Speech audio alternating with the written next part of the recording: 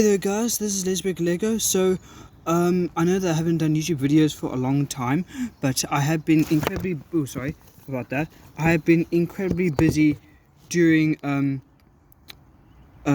doing things, and I haven't been quite able to do as much things as I can. I have been busy with other things at the moment. Haven't been focusing much on things. But I'm back now. I have been busy a lot doing other things. I haven't been able to do much videos lately. Busy stuff with happening outside of YouTube.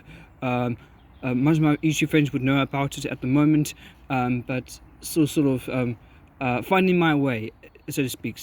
But now I'm back again. I've got another video now. So today's video we'll be discussing. I'll be telling you my story of the show that I was in last year for Christmas, and this is none other than Cinderella's Wellies.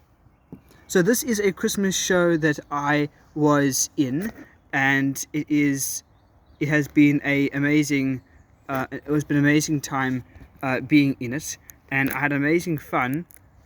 It was very, very fun to be a part of it. I definitely had the greatest of times doing it, and it was a pleasure to be a part of it. Now this is something that hasn't been done before. This story is based off Cinderella's this is based off of Cinderella's after ever after. So after she has married the prince, and there's another story that happens basically after. You'll see some sort of connections with this. A lot of things that I picked out in the show that I was in. There were some things that were left that looked reminiscent of the animation. And I do apologize, guys, if this is not my usual Star Wars videos and types, and if you don't like sort of these things, then you can always watch somebody else's video and not mine. But also, you won't be seeing my face in this one because I don't have my mask at the moment to cover it, so I won't be able to do that with you. But I just want to quickly do a rundown of the show of it, and I hope that you guys enjoy it. This is basically a story of it in a show's a book that they did it in, program, basically what they did it in. So the story starts off. So this is the logo. So this is a bit of a different story to it because some characters are a bit different from the animation, and it's very different. So in this iteration, Cinderella has Wellies got to do the whole sort of story. I don't know, something like that. But anyway, Fairy Godmother's not on her own. She's got her own school of magic and wish making. As you can see, this is the logo that was designed. It was nicely made with some bit of details of it, and this is the writing at the back of it, which was quite funny to read. So here we go, and also in this iteration, Cinderella's sisters are rats, and they're not humans, and neither is Cinderella's stepmother. But again, this was after, so some things have changed during that time. Anyway, let's see this. So the story starts off once upon a time, in a place not too far from here, Cinderella is living happily ever after. She is busy preparing a palace garden for the festival she throws each year to mark the anniversary of her wedding to her beloved prince. Also, guys, before I carry on reading, Fairy Godmother has her school of students, although the only thing is with this school of students, you only have 2 students in the class, and one of the head boys, seniors, so to speak, and the rest are all fairies, and they're all fairies. So, but unfortunately, in the storybook that I'm reading now, you won't see the fairies. You'll only see the actual main characters and not the fairies. So I thought just to let you know on that. And then it goes on to say, her stepsisters, now forgiven and living in the palace, are no help to Cinderella. And as you can see, the rats are there, and then she says, it leaves us alone, and that's the picture we get of Cinderella in her costume for the in the palace. It goes on to say then Cinderella is waiting for the arrival of an important package. It is the last few items she needs to finish her preparations for the party. When a parcel arrives, Cinderella opens it. A huge magical cloud appears from inside the box. And Cinderella disappears, leaving only her wellies behind. She says finally it's here, but only to realize she ended up disappearing straight after that. Nobody knew where she actually went, but in the show you would see where she went, and the story sort of shows it. The prince returns to the palace and heads to the garden to find Cinderella. He finds Cinderella's wellies, but cannot find Cinderella anywhere. He starts to worry and calls for help. You get a nice picture of Cinderella, of the flowers, and Cinderella saying where, and then there's the prince. Unfortunately, I didn't play the main character. I was a background character in this one. I was one of the fairies. So again, you won't see the fairies in this storybook, but you'll see the main characters only. And here you get is the prince, played by another actor who looked almost like this guy. Then it carries on to say, the fairy godmother arrives and tells the prince not to worry and tries to summon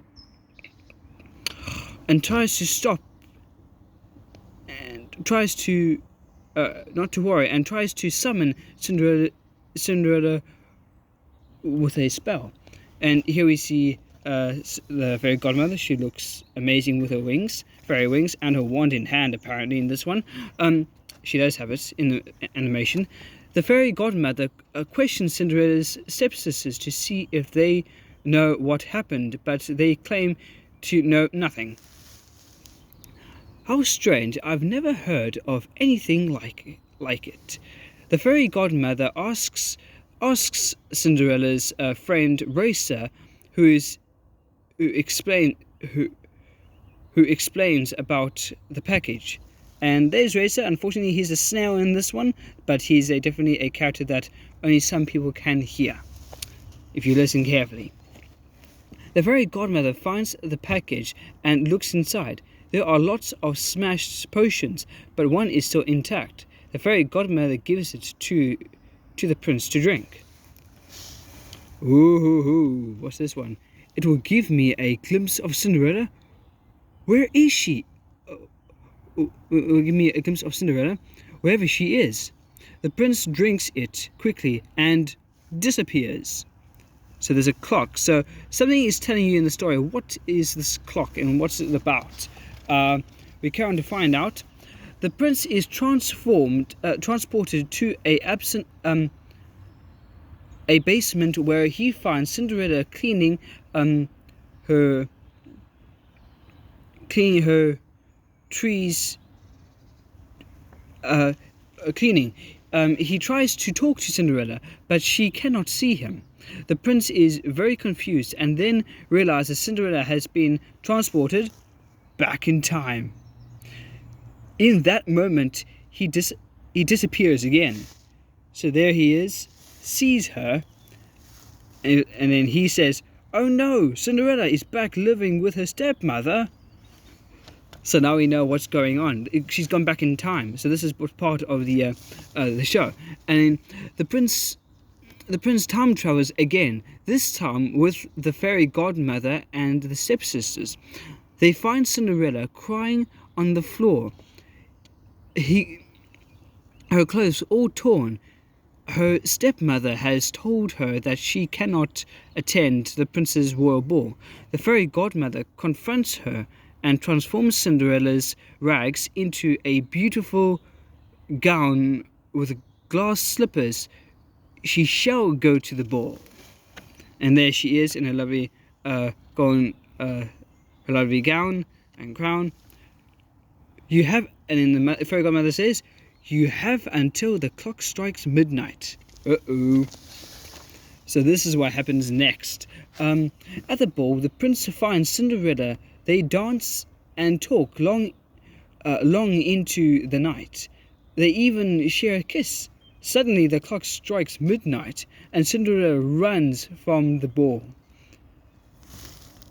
She says to him, he says, or she says to him, "It feels like we've met before." Everyone disappears again. So in this part time, there's unfortunately in the past you're not allowed to see any of the characters. You're not allowed to see your other past selves. So it was kind of a confusion with this one, but we managed it because in this iteration, once you've spoken to somebody in the past, the entire future transforms and messes everything up. So in this iteration, you do see the past prince, but you only vaguely see him. But you're not allowed to say anything to any of the other characters or let them notice you, or whilst time itself, which is the past, will be the present will be messed up as well as the past. So anything like that can change with time travel, especially with time travel. Don't mind the plane. Next we go back at the palace. The prince looks around for Cinderella, expecting her to have been returned, believing that their kiss broke the spell. The fairy godmother hoped the plan would work too, but it hasn't. Cinderella is still stuck in the past. As you can see, the pumpkin, she's not there, and she says she must save herself. So this time it's up to Cinderella to save herself, and not for anybody else who can try and help her, because that didn't end up working. And another lovely art drawing of Fairy Godmother looks exactly like my friend who played her, which was very, very fun to see. Back in rags, and story continues. Back in rags, cooking and cleaning for stepmother and stepsisters, her heart full of sadness. Deciding she can take it no more, she puts down her mop, packs a bag, and leaves her stepmother's house. Cinderella goes off on a very big adventure, meeting new people and learning new things. She discovers she loves to write and writes many stories. And this is her leaving, and she says, "Enough is enough," packs her bag and leaves. It carries on to say, and this we're almost at the end, one day Cinderella writes a story about an orphan girl who meets a prince at a royal ball. They fall in love and live happily ever after. Suddenly she realizes it is her story she has written. The spell is broken. The spell is broken. She sets off for the palace immediately. She remembers. And in this part of the she also disappears. So in this iteration, the entire thing goes straight kaboom, explosionally back, and back at the so her whole time travel thing went completely swooshed back in. Back at the palace, the prince and the stepsisters are devastated, believing they will never see Cinderella again. The last thing they expected was to see Cinderella walk back into the garden in her wellies like she never left. She walked straight in, and they are overjoyed to see her. The prince, most of all, and you can see the rats and the snail there, and the prince, she's back. And then you have a lovely picture of Fairy Godmother, and here's this one. And they all lived happily ever after. Again.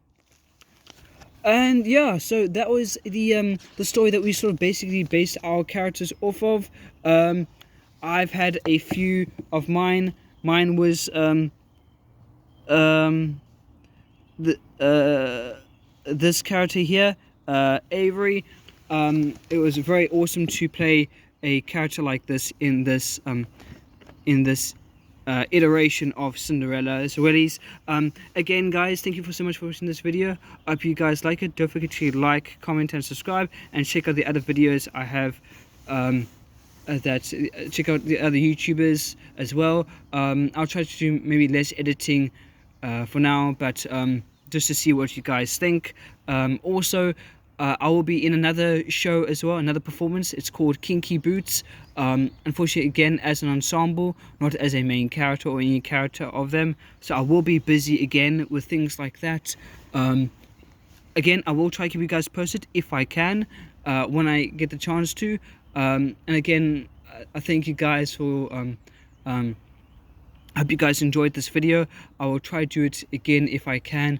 And again, this was my first ever show, one-time opportunity that I ever got. So it was awesome to finally do this, and I'm very, very happy that I got a chance to be a part of it. My very first show. And again, thank you guys for watching this video, and I hope you guys to see you again. And may the force be, and keep a lookout again for any more upcoming videos. But again, may the force be with you guys always. Bye bye, guys.